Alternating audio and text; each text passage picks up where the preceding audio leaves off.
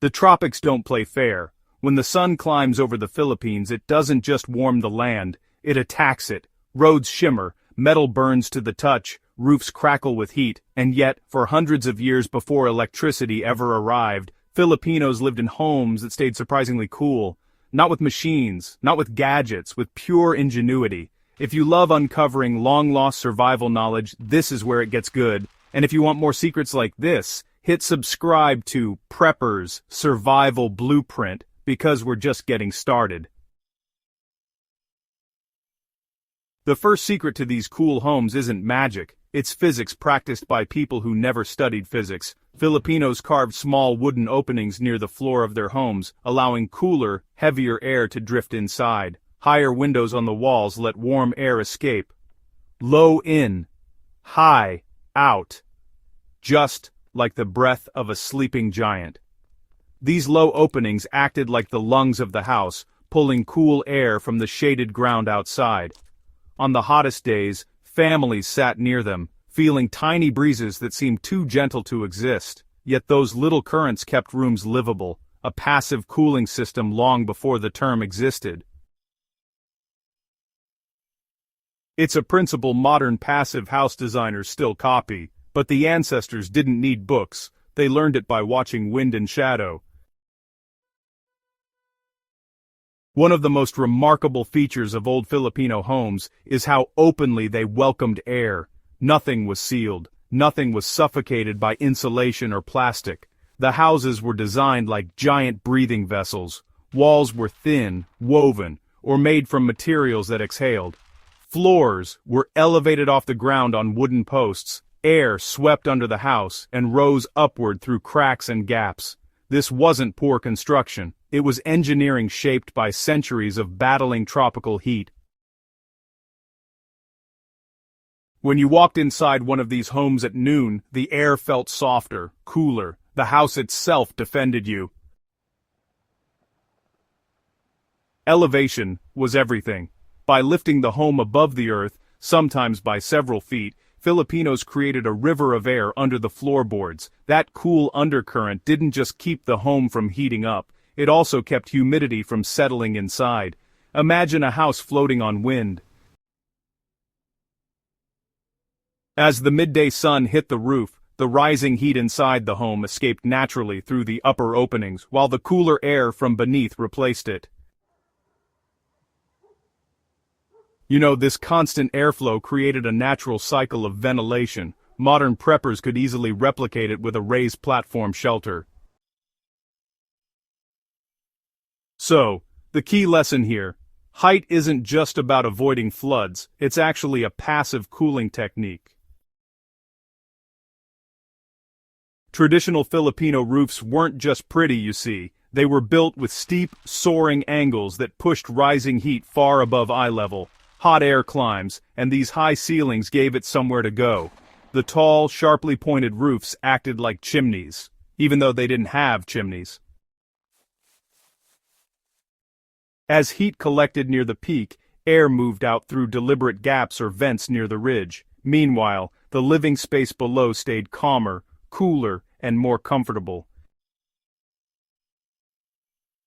In extreme heat zones, roof geometry becomes survival strategy, and these ancient builders mastered it.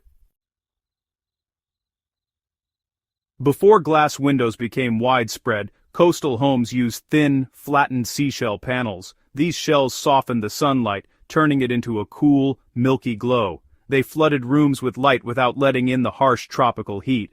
Think of it as early climate control lighting.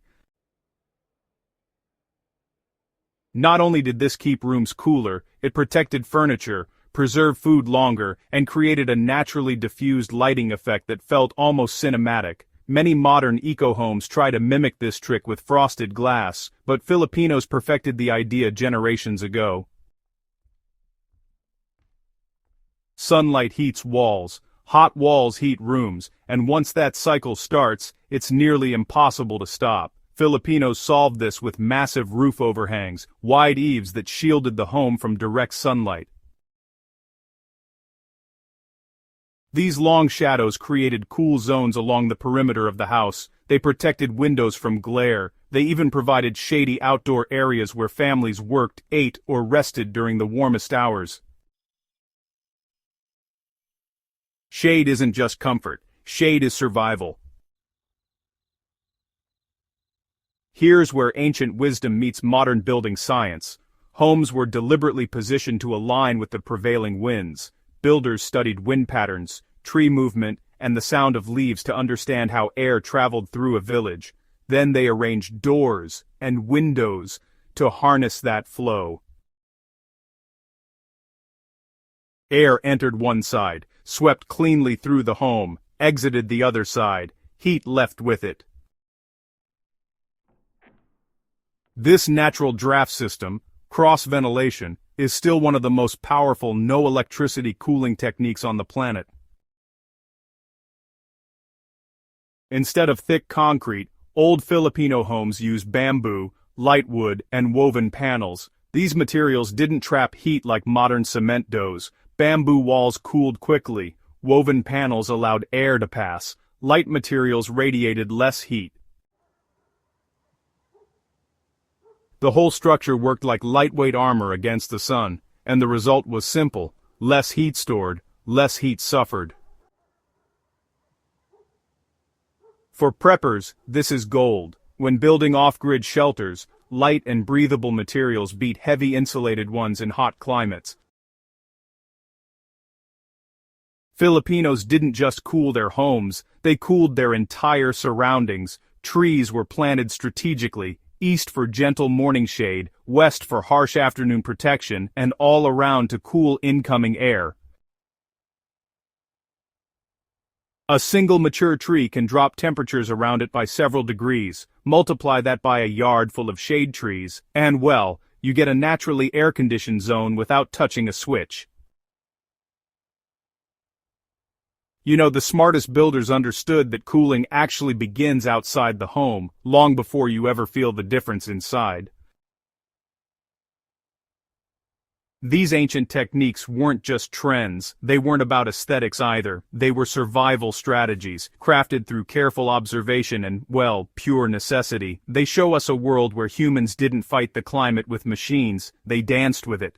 And honestly, in a future where power grids might fail, temperatures could rise, and self-reliance becomes essential, this old-world knowledge really does become priceless.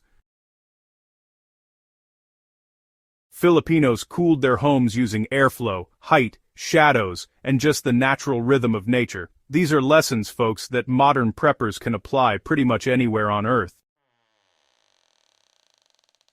If you found value in these long-lost survival secrets, make sure you subscribe to Prepper Survival Blueprint and share this video with someone who needs this knowledge. The old world still has wisdom left, and together we're bringing it back.